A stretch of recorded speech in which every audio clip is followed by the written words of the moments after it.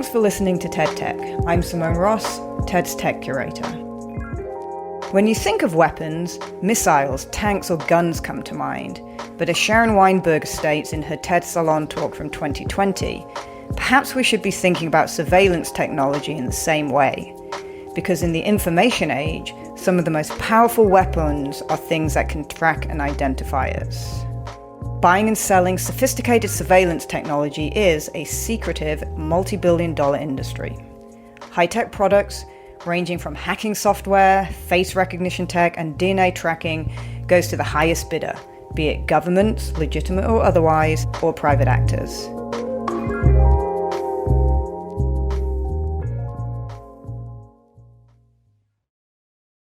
A few years ago, an American defense consultant I know told me about a trip he took to Uzbekistan. His role there was to help sell technology that the Uzbek government could use to spy on its own citizens.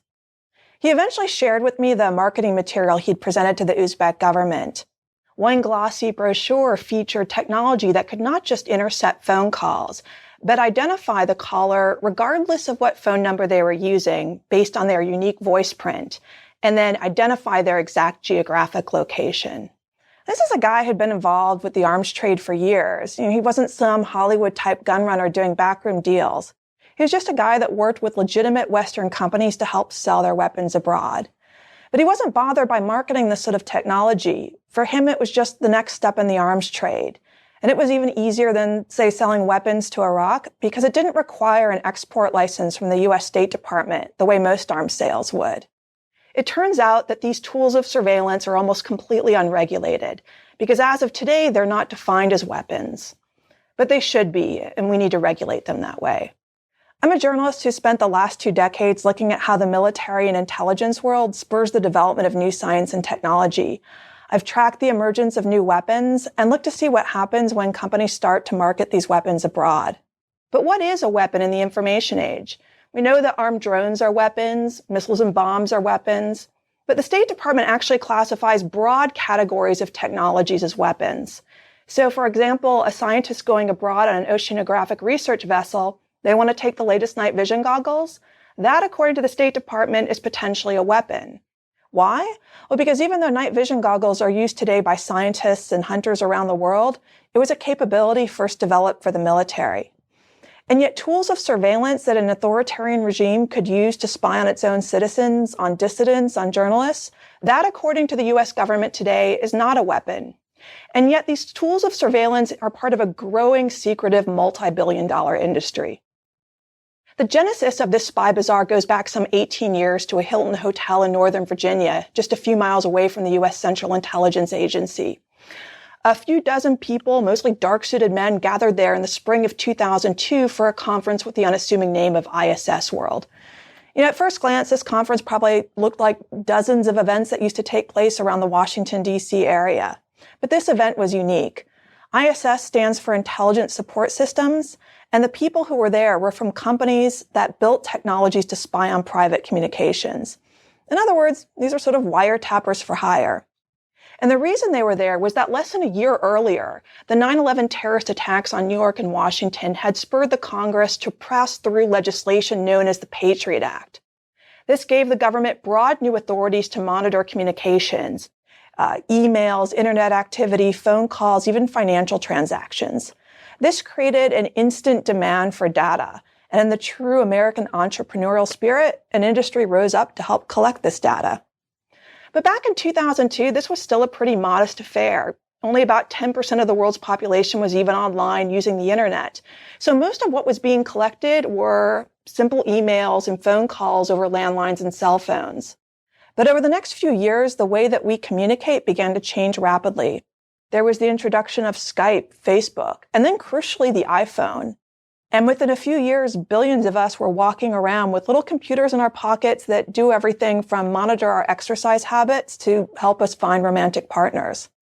And suddenly, you didn't necessarily need the advanced capability of the National Security Agency or big telecoms to monitor everyone's communications. In some cases, all you needed was access to that device in their pockets. And that gave birth to an entirely new type of industry. Not many companies can build missiles or aircraft, but it doesn't take a lot of capital to create software that can hack into someone's smartphone. Computer hackers have been around for years, but now their skills could be used to build technologies that were in high demand by law enforcement and intelligence agencies. And soon dozens and even hundreds of companies were getting into this wiretappers market. And that little conference in Virginia, it grew and soon became known as the Wiretappers Ball. Well, not much was known about the Wiretappers Ball in those early years because the conferences were closed to everyone except the companies and their government customers. But journalists did begin to see and hear reports of companies getting into this private spy market, spooky entrepreneurs going around the world doing deals, often with authoritarian regimes. And it was from the start a really loosely regulated market. Some countries do require permission to sell these technologies abroad, but rarely with the type of scrutiny that is given to traditional arms. So, for example, the Italian-based company Hacking Team reportedly sold its technology to authoritarian regimes in Egypt and Kazakhstan. The Israeli-based company NSO Group has reportedly sold its technology to the regime in Saudi Arabia, which has been accused of harassing and even one case killing one of its political opponents. And we do think of weapons as things that kill people. But in the information age, some of the most powerful weapons are things that can track and identify us. This is something that the Pentagon and CIA have recognized for years, and they've tried to build technologies that can track people, suspected terrorists around the globe. The Pentagon has invested in something called smart dust, little microsensors the size of specks of dust that you could scatter on people without them knowing it, and then use it to track their location.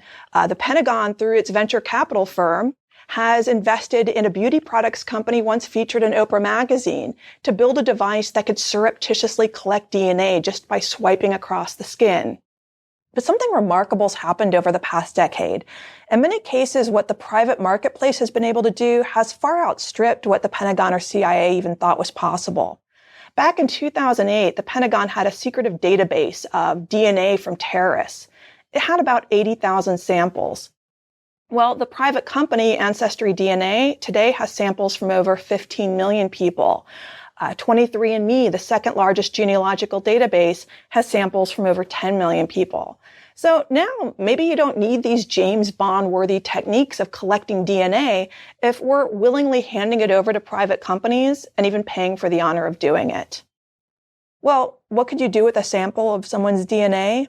In the United States and China, researchers are working on using DNA samples to build images of people's faces.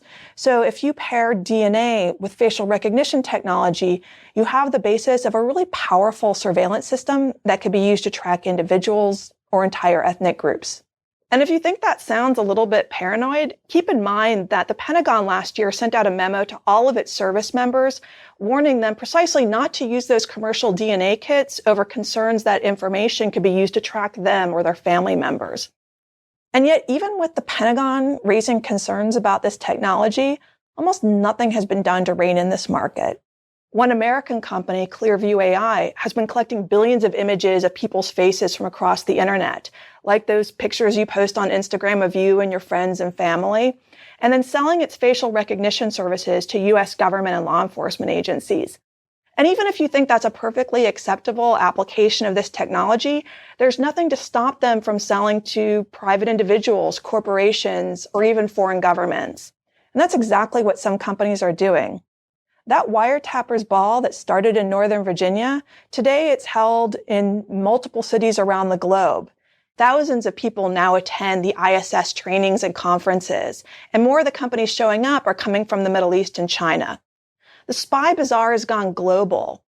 And at arms shows now around the world, you'll see companies displaying facial recognition technology and phone hacking software, displaying right next to traditional arms manufacturers with tanks and missiles. And walking around these arms shows, it's pretty easy to go down dystopian rabbit holes, thinking about future surveillance technology that will track our every move. And I remember one Pentagon advisor telling me that what the military really needed were space-based satellites that could track people anywhere on Earth based just on their DNA. It's enough to make you invest in tinfoil hats. But the truth is, we don't know what sort of technology the future will bring. But we know that today, in the absence of regulation, this marketplace is already exploding. And in fact, one of those companies accused of selling surveillance technology to authoritarian regimes, today it's offering to help track those infected with COVID-19. And of course, technology does offer the tantalizing promise of helping control a pandemic through contact tracing, but it also opens up another door to privatized mass surveillance. So what do we do about this private spy bazaar? We can hide, go offline, get off social media, ditch our smartphones, go live in a cave. But the truth is, we're not trained to be professional spies. We can't live under false identities or with no identities. And even real spies are having a hard time staying below the radar these days. It doesn't matter how many passports Jason Bourne has if his face or DNA is in someone's database. But if even governments have lost control of the tools of spying, is there anything we can do about it? One argument I've heard is that even if the U.S. were to restrict companies from selling this sort of technology abroad, companies based in China might simply step in. But we regulate the arms trade today, even if we do it imperfectly. And in fact, there was a multilateral proposal several years ago to do just that, to require export licenses for surveillance software. The United States was among those countries that agreed to these voluntary regulations. But back in Washington, this proposal has simply languished. We have an administration that would rather sell more weapons abroad with fewer restrictions, including to some of those countries accused of abusing surveillance technology. I think to move forward, we would need to revive that proposal, but even go one step further. We need to fundamentally change how we think of surveillance technology and define these tools as weapons. This would allow government to regulate and control their sale and export the way that they control traditional arms, advanced aircraft, and missiles. But that means recognizing that technology that tracks who we are, what we do, what we say, and even in some cases what we think, is a form of advanced weaponry. And these weapons are growing too powerful, available to the highest bidder, and according to the whims of the spy bazaar. Thank you.